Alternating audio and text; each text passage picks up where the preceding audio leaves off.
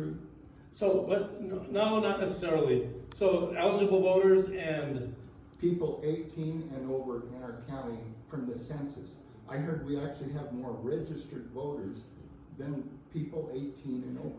well, and that's the issue where we're trying to clean up our voter rolls, because a lot of those people registered in high school, and then they went to college, and then they moved out of state, but that they're still active in our voter rolls because their family never sent anything back to us. So that's what we're trying to do, is clean up those voter rolls, or especially on the reservation, because we don't communicate real well with especially the elderly and the traditions they have. They don't get death certificates and stuff like that. So we may have a person who's registered that's 111 years old, and just because they haven't voted in, say, since 2004, we can't by law just go in and cancel them. We have to have official documentation in order for us to go. Yes, sir. But they would still be, even a 111-year-old would still be counted in the census.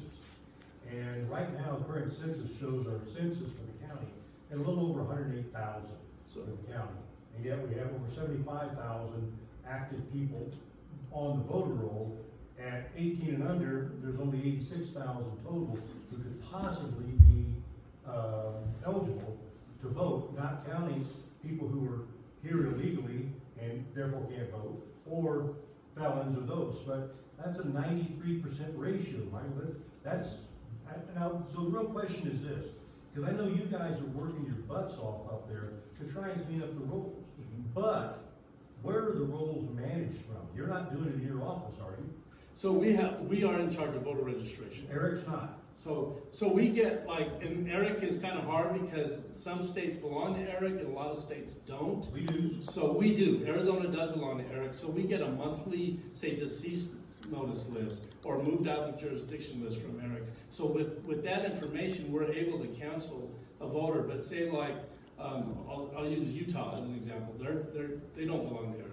So if somebody moves to Utah and registers, They do. Oh, they do. Okay, so another state. I'm sorry, another state that doesn't belong. 32 states belong to Eric, and now it's about 25. It's gone down. Gone down, yes. So if some states that somebody moves and re-registers in that state and they don't belong in that system, we don't get any notification. That's still not equal to 25% over the national average. Yeah, so we're trying to work the best we We're like can. 30%. And I'm trying to reach out. If I get notifications, somebody said, hey, I think this person's registered in Utah, or I don't know why I'm using Utah as an example, but some other state, I try to contact, or our staff tries to contact that voter registration office. There's no way that your office can contact 17,000 people. Right.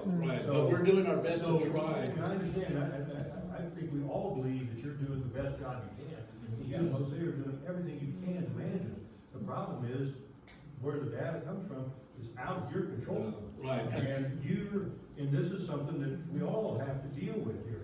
You know, we need to determine what is going on with our voter roll. Right. You know? And see this, we have to use Eric. I wish there was another I understand. company, because they're contracted through the Secretary of State's office, and so that's why we have to utilize. No, believe me, I'm 100% in agreement with you that you know your office is doing everything you can.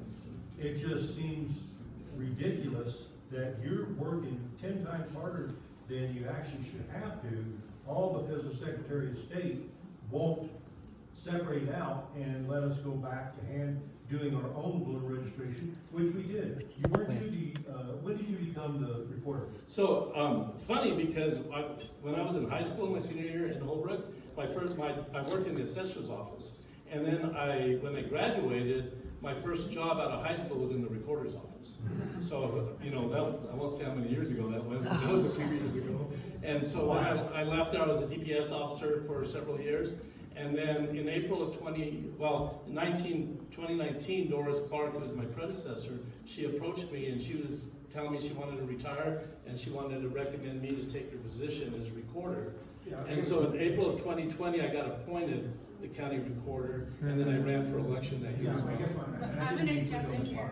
I'm sorry, I guess I'm wrong. I'm sorry. Just in the interest of time, and I appreciate your conversation and questions. If anybody has questions, they can certainly reach out to any of our departments, and we would be happy to answer any of those questions. We do have Miss Carrie Lopez here, who is our county treasurer, and she would be willing to answer any of those questions as well. Since we And I have wanna two make of the sure, supervisors here, let me ask a question. Since we have two of the supervisors here, can we get the elections department and Michael's department at a board meeting so we can actually get some of these answers for how all this stuff? There's a lot of confusion in the community right now. And I think a lot of us would really like to know from the people, and the board meeting seems like the perfect place to do it. Then you guys don't have to tell us you don't know. You know? And you said today that was part of your services. You are here, a board of supervisor providing services is one of two responsibilities in communicating with our state. So that's in your the past, we have responsibility. had presentations from each of the departments who come to the Board of Supervisors, and certainly we would be happy to have those departments to be able to share. We just recently had our elections department come at this past Board of Supervisors, provide a presentation, and so those things happen pretty regularly.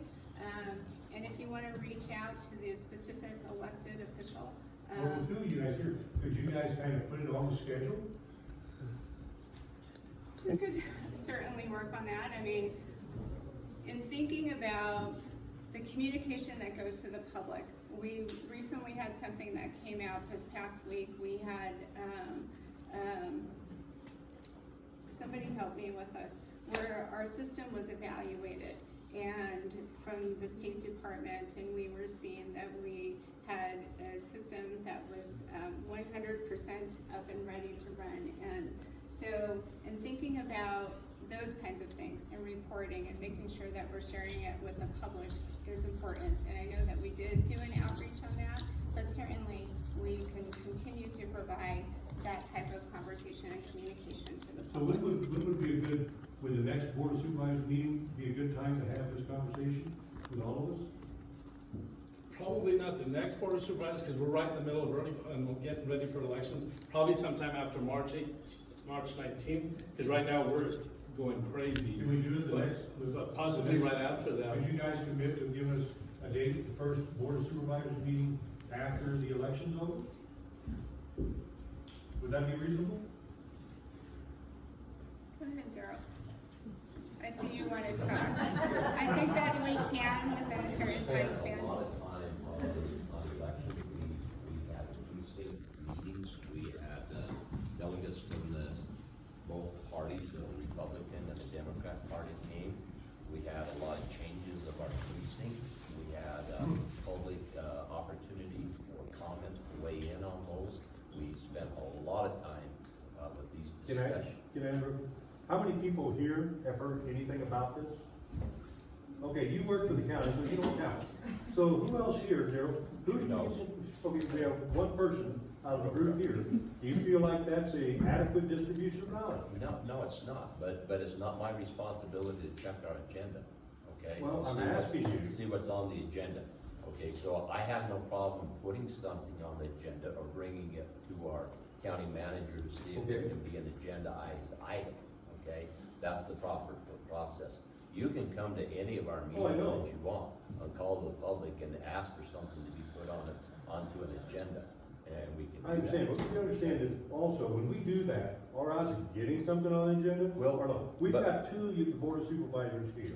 And what we'd like to do is kind of get your commitment that you would kind of help disseminate this information that's got everybody worked up. I don't have a problem with that, Then- and I think you can check with, Lisa Green. I have spent hours and hours on going through things that we have worked on, to try to stuff with the elections and things that we've done that needs to clear back. So we've been very open and very transparent on what we've been Well, trying. nobody's saying you're not. So- All I'm saying is that there's still a dearth of knowledge And amongst the there's a general lot, public. there's a lot of issues, there's a lot of things that we can do, but we will do that at a board meeting, put it That's onto great. an agenda.